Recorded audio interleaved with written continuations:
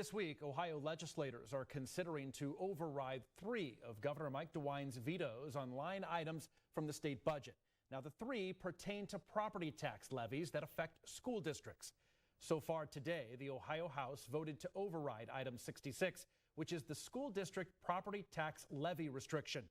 Damon Dohar, superintendent of Wethersfield Schools, joins me now to help us understand what this means for districts across the state. Damon, thanks for joining us. You're welcome. Thank you for having me. So far, this vote's happened in the House. If the Senate concurs, what kinds of limits does this put on your school district as well as other districts across the state? Well, what it really does is it just limits our ability to garner more revenue. As everybody knows, because in our own house, as we've always been, its costs go up. So costs go up for schools also, from everything from your health insurances to the items you need to buy to just running an everyday school system. So this will definitely limit one of the available ways to garner more revenue. So taking away the idea for a replacement levy or renewal levies or any of the, especially the emergency levies, is a very, very, very difficult thing because it can make a lot of things difficult for local schools. How specifically does it limit the revenue? It puts a cap on something, right? Well, it puts the ability, like let's say you've run out of what you currently get from your revenue stream. So you're only making X, but your expenses are way higher. So then you've cut and everything else. You're asking the public to vote for it again to give more revenue. So that's going to limit. If you can't do an emergency levy, then you have to do certain other types of levy. And they've now limited all those types of levies in which you can do, because replacement levy was voted upon millage that then was like it was a renewal with a little bit of added bump. That's gone now, from what I understand. And then also just the fact that if you can't do a set amount for an emergency levy, I don't know how it will help if you're in fiscal emergency. Right. So in jeopardy here, if this restriction goes through and this restriction's in place, school districts may have to make cuts or just really become creative in trying to figure out how to get more revenue. Yeah, you hope cuts are the last thing that you do. However, the creativity only goes so far. Right.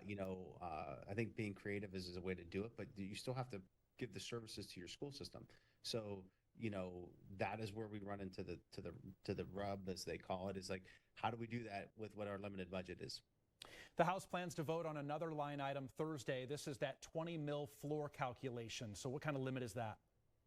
Well, that is another situation that pops up too, is that that 20 mil floor gives a lot of school districts a base set amount of money, because that's just your basic, this is your system, this is what you do.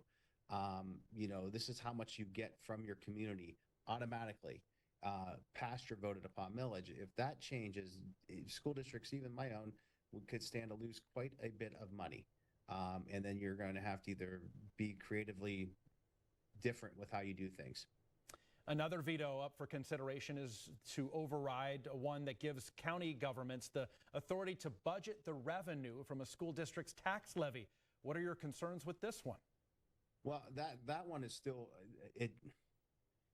I guess the easiest way to put it is I don't understand why, if we're good stewards of the taxpayers' money, why would you say you don't need the taxpayers' money? Because what is good today may not be good tomorrow, right? So I can't control my expenses sometimes.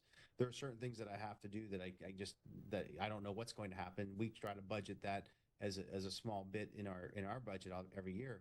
But I can't control expense. If I lose 10 different, like I have boilers, right? So those are expensive to build, HVAC, like anyone else's house. Those are things that are really difficult to maintain.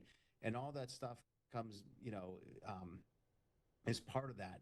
And if you're going to say, oh, you're over 40%, so we're going to cut back, well, how are you going to cut back? So I don't understand how a county auditor would do that. I feel bad for the auditors of many counties, because that's going to be a very difficult decision to make, or their auditing board, I believe it's called. Yeah, this is going to be something that your district and a lot of districts across the state are going to be keeping an eye on for sure. Damon, thanks so much for joining me. I appreciate it. Thank you very much, Derek. Bye-bye.